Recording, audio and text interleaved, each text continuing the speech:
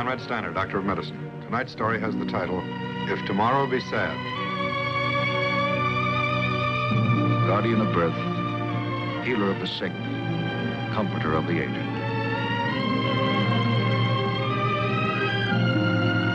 And the qualities of the worthy physician are three: the eye of an eagle, the heart of a lion, the hand of a woman.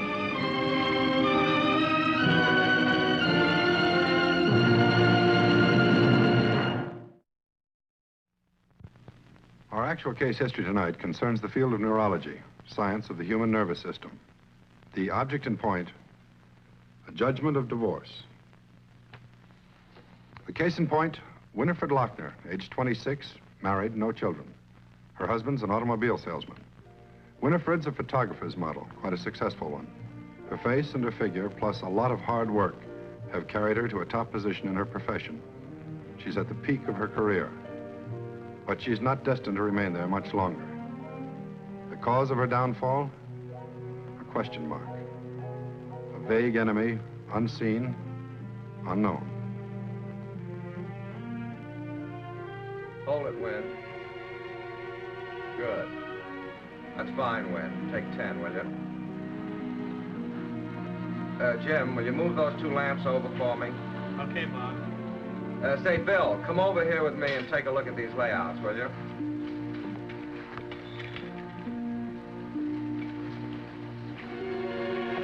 Will, is something wrong, honey? No, is anybody watching? No, it's all right. Well, what's the matter? You feeling funny again? It's my eyes. I can't see. Everything's black. I can't see a thing. Winifred Lochner has experienced many such sudden and apparently unexplainable attacks. The first onslaught was launched some 10 years before, deep in the complex mechanism of Winifred Lochner's body. The signs were only minor at first, occasional, indefinable. A ringing in the ears, a crawling, itching sensation in the legs that lasted a day or two, then disappeared. And as time went on, there were other signs, a transient pain in the back, faulty vision, a sense of overwhelming fatigue which came without warning. One day she might feel on top of the world, and the next only half alive. Time went on. The numb feeling in her left leg came more often, became more pronounced. But it did not remain. For 10 years, the signs came and went, each time a little stronger, a little more severe. Winifred Lochner weathered them all. Well, there's my doll now. Thought you'd never get home. How are you, sweetie? Hi, honey.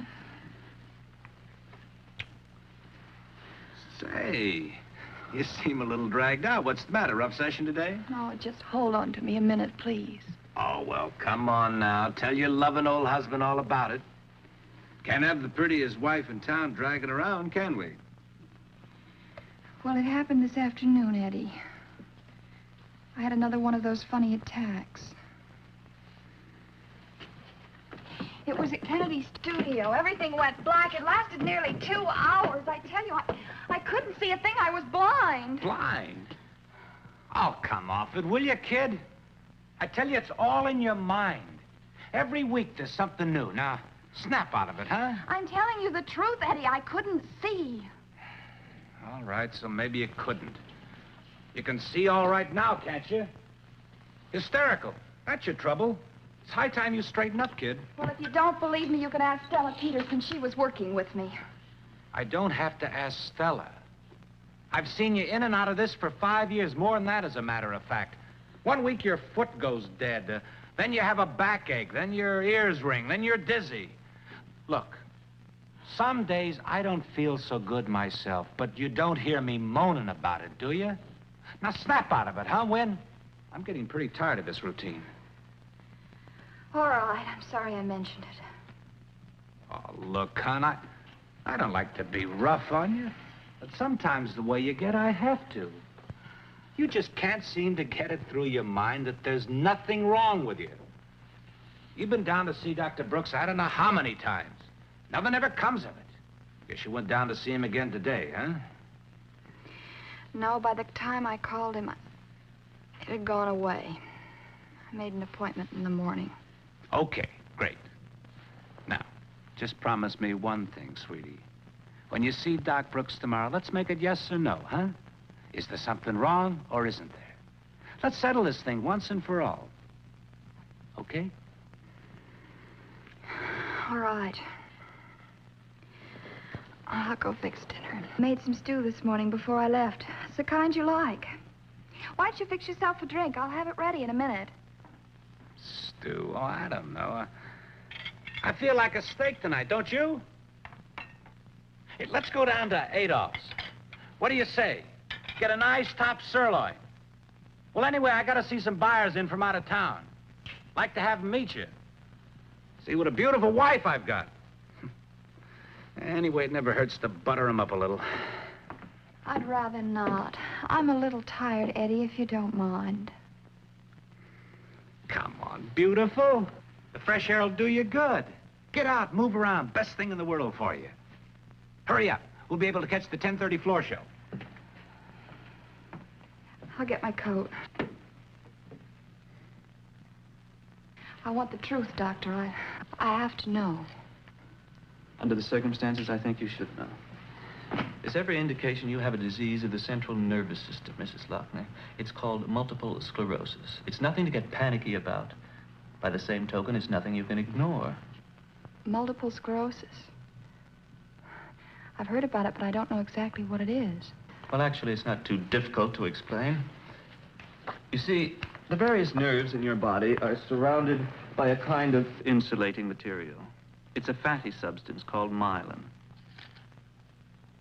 And this myelin insulates the nerves the same way that a telephone cable is insulated with rubber or other materials. In multiple sclerosis, for some unknown reason, this insulating substance around the nerves disintegrates. This myelin is destroyed at several points, and scars are formed in its place. That accounts for the name of the disease. Multiple, many. And sclerosis, scarring, or hardening of. Well, then it's the scars left on the nerves that cause the trouble. In essence, that's about it. If a number of scars are formed along a certain nerve stem, and these scarred areas are severe or extensive enough, then the impulses transmitted from the brain along this nerve to a particular part of the body are obstructed. But it's been 9 years since it started. First the dizziness, then my legs, and the pain in my back, then my eyes. I asked you for the truth, Doctor. You're a neurologist. You should know. What's going to happen to me? I wish I could tell you, Mrs. Lochner. I can't. You've contracted a disease, Mrs. Lochner. It's serious, but not hopeless. There are two ways to face it. You can refuse to let it get the best of you, and possibly you can beat it down. Either that, or you lay back and let it beat you down to the ground. Either way, it's up to you.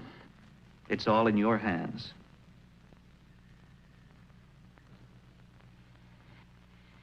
Well, that's about all of it. The only reason he didn't tell me before was because he just couldn't be positive what it was, and, well... But he's positive now. Yes, Is that it? He is. He had another doctor in for consultation, a neurologist, Dr. Steele. He agreed with Dr. Brooks, multiple sclerosis. Well, maybe they made a mistake. They could be wrong, you know. Oh, they're not wrong, Eddie. Dr. Brooks waited a long time to tell me. The only reason he did now was because he thought it'd help me get along better. I mean, knowing the truth. So now what? What happens now? I don't know. I may have more attacks. I may not. The chances are you will. Only they'll be worse than ever. Isn't that what you said? It's possible. It can hit you anywhere. Your arms, your legs, maybe both. You can be paralyzed. It could be. It could happen again in my eyes, or my hearing, or my speaking. I might even lose control of my bladder. Is there anything else you'd like to know? Eddie? Is there something you want to tell me? Look, Gwen, this isn't simple. I mean, this is a big thing. I mean, if you're paralyzed, unable to move, you won't be able to do a thing. Well, let's use the old head. Let's be logical. What are you trying to say? I'm only saying let's be sensible, logical. Let's be adult about this thing. You're bedridden. I couldn't look after you all the time. You know how I hate to be around sick people. I can't stand it. You know that. I know. All right. It's a weakness. So I'm weak. This is the way I am. I can't help it. Everybody's got a weakness. Think what it'd be like if you were laid up in bed all the time. What kind of marriage is that? It isn't fair to either one of us. It's only logical. Why don't you say it? You want out, you want a divorce. Now, wait a minute. Don't be unfair. I didn't say that. Maybe just a separation. We'll see what happens. It's the best thing for both of us. You can see that, can't you? You sure that's what you want? It's not what I want, sweetheart. It's the only honest thing to do. It's only logical. All right. Wish you'd leave right now. I'll send your things over to your mother's in the morning. Now, look, there's no use being bitter about it. Get out, Eddie. Right now, just get up. All right, if it's the way you're gonna take it. I was only trying Will you get out?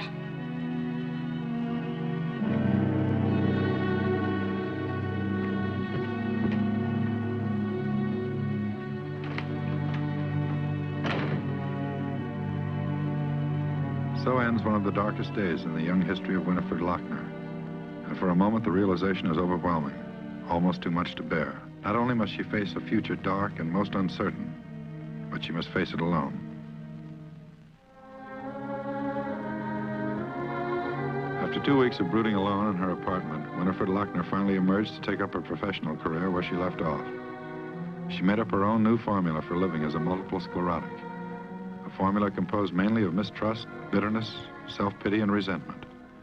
She was out to show her husband and the rest of the world that despite her suffering, she could carry on alone. She wanted no one. She asked for nothing.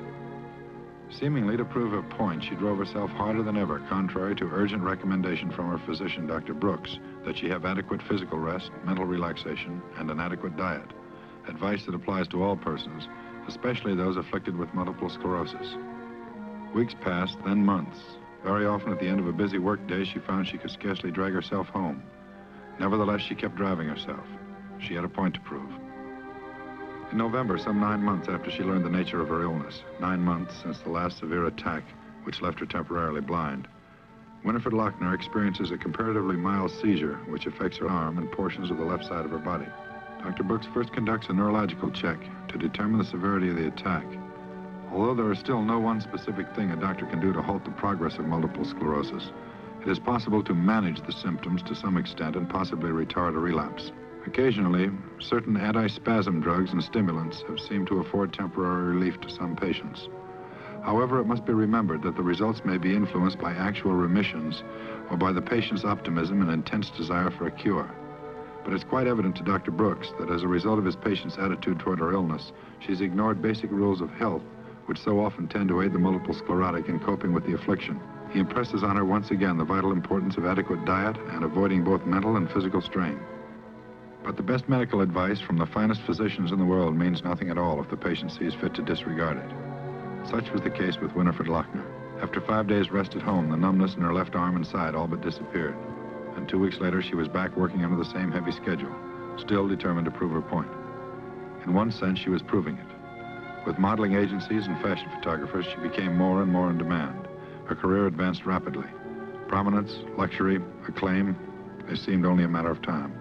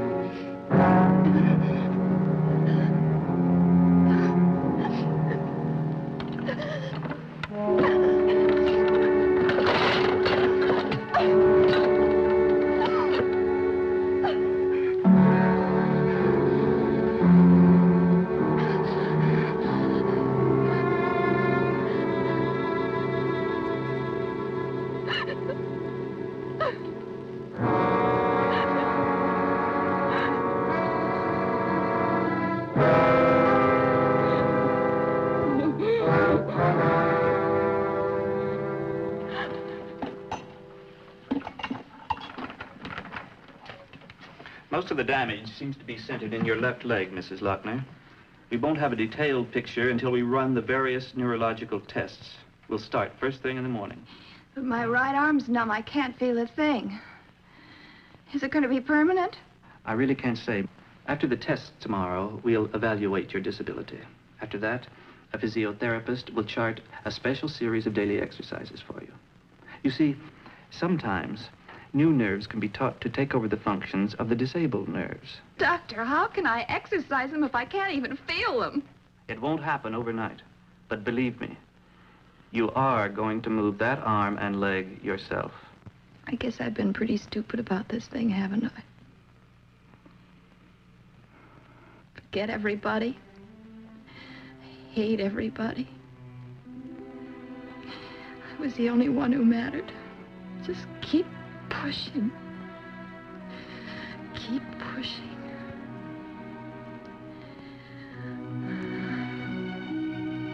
Well,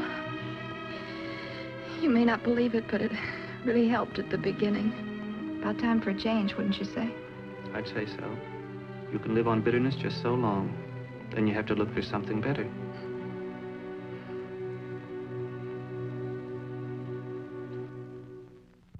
The following day, in an effort to determine the exact nature and extent of damage to the patient's nervous system, a spinal tap is made as well as various other neurological examinations. To date, no single blood or urine or spinal fluid tests, no X-ray or other special machines have been devised which clearly reveal the presence of multiple sclerosis and/or the nature of a specific attack of MS.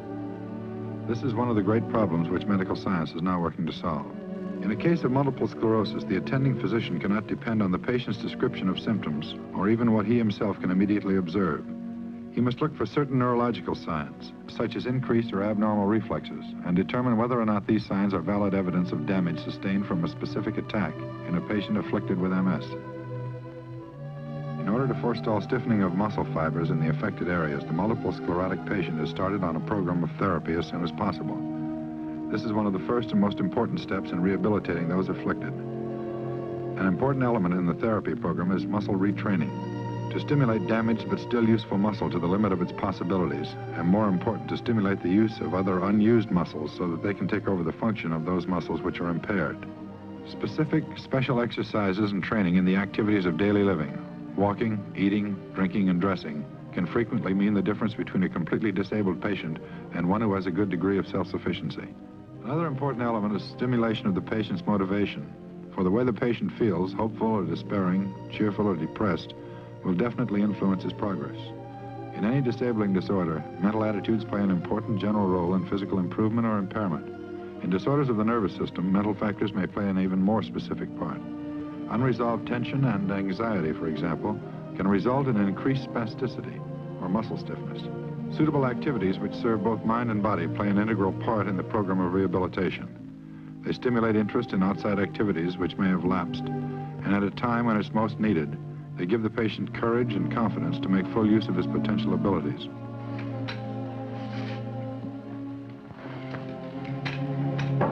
Come in. Hi. Hi, Stell. Oh, look how wonderful. Is the housing problem settled? Oh, everything's set. Worked out perfectly. Katie Harrington's taking my apartment, so I can move in with you anytime after the 1st of next month. That's when you're supposed to be getting out, isn't it? Uh-huh. That's wonderful, Stell. It'll make it so much easier. I couldn't think of going back to that awful old big apartment all by myself. Oh, I don't blame you. Oh, Here's your mail. oh, thank you. Take a look at these calls if you need a lift. Looks like every agency in town wants you for a job. As far as I can see, you're going to be booked solid as soon as you're ready for it. Well, I'm not sure I'm going to make it, but it's nice to know they want me, isn't it? No, nice nothing. You know this modeling business better than that. Either you've got it or you haven't. You've been around long enough to know that. What's the matter, honey? Is it bad news? No, it's nothing. It's from Eddie's lawyer. How about that? There must be an appropriate line for an occasion like this. I wish I could think of one. It's all right, Stell. I've been expecting it. A few years ago, it would have mattered. It doesn't anymore. It's almost like it happened overnight. Something gone, something new. Everything's changed. It's new. I like it. Everything's new. So it is after months upon months of therapy, exercising limbs which have no sensation, tedious bending, twisting, turning, day after day forcing life back into muscles that seemed hopelessly dead. Finally and at last, still hopeful, still determined, Winifred Lochner knows once again the great blessing of standing alone and walking alone.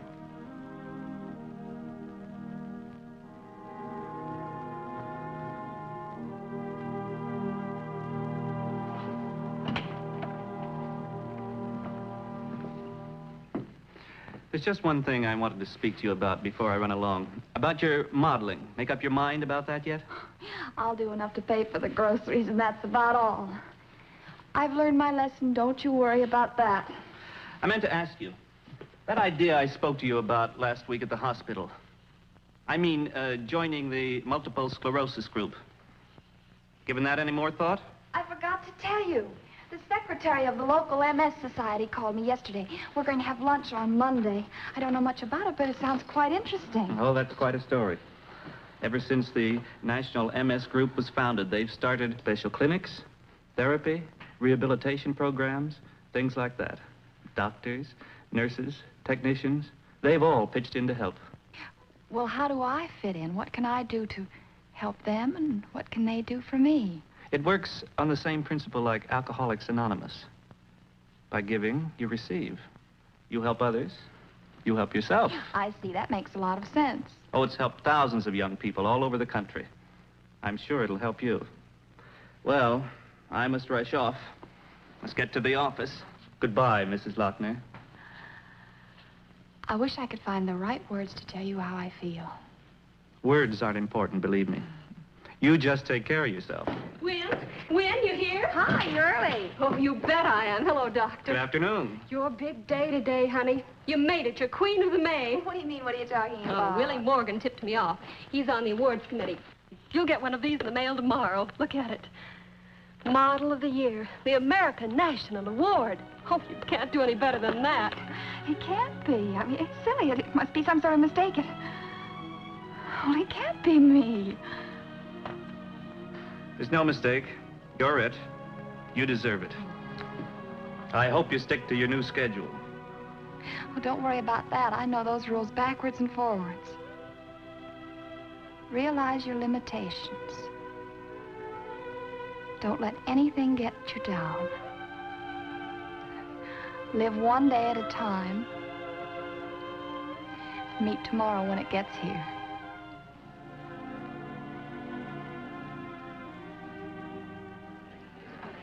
Ladies and gentlemen of the Academy, honored guests, the President's Committee of the American National Academy of Fashion is pleased to present the Model of the Year, Winifred Lochner.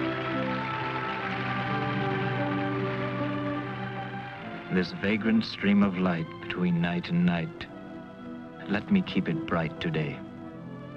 And if tomorrow be sad or never come at all, at least I've had today.